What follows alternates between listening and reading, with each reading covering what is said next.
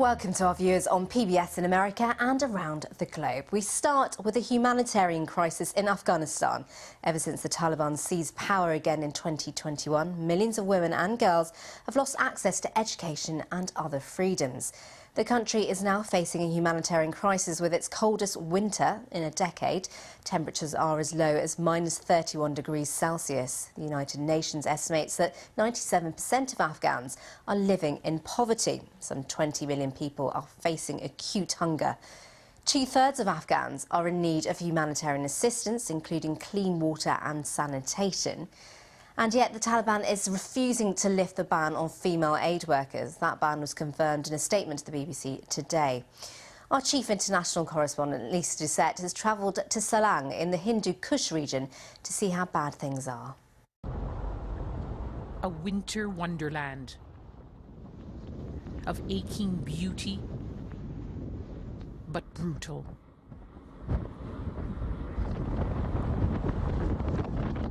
We're travelling through the massifs of the Hindu Kush, through the world's second highest road tunnel, the Salang Tunnel, a place of legend. It's an engineering wonder, but a death trap, especially in winter, in avalanches and accidents. The only highway rescue at this spot is Saki Mohammed, selling chains for tires in the coldest winter in a decade. Tough stuff in threadbare clothes.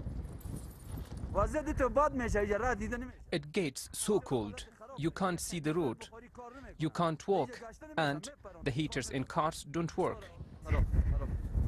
These are the lives people live here.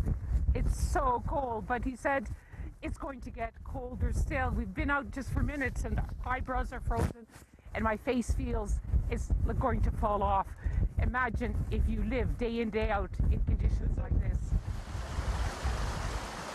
This is the only way to reach Saki Mohammed's home. There's no road. Nothing is easy in this life. This is what life is like here. Literally lived on the edge. Even for the littlest, with little cover from this biting cold. A home made of mud, with the warmth of a large family. I have heard people died of cold. My kids recently got sick. Some of my animals died. Till now, I haven't heard people died in Salang. Even 5-year-old Jamshed helps keep them alive. He tells me how they have to carry water from the river, freezing in the wind and storms. They survive with a traditional stove and twigs. And the sandali. Under this red and gold blanket, charcoal burns.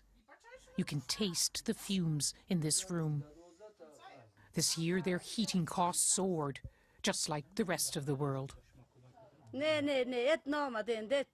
No aid agencies have come to help us, not under the last government or the Taliban government. An aid agency did come by this month.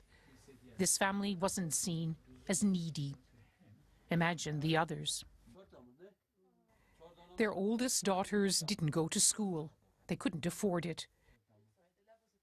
14-year-old Zainab was the luckiest. She got to go. But then the Taliban shut girls' high schools.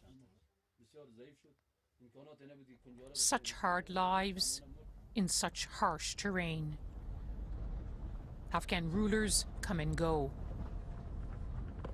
Nature's power ever present.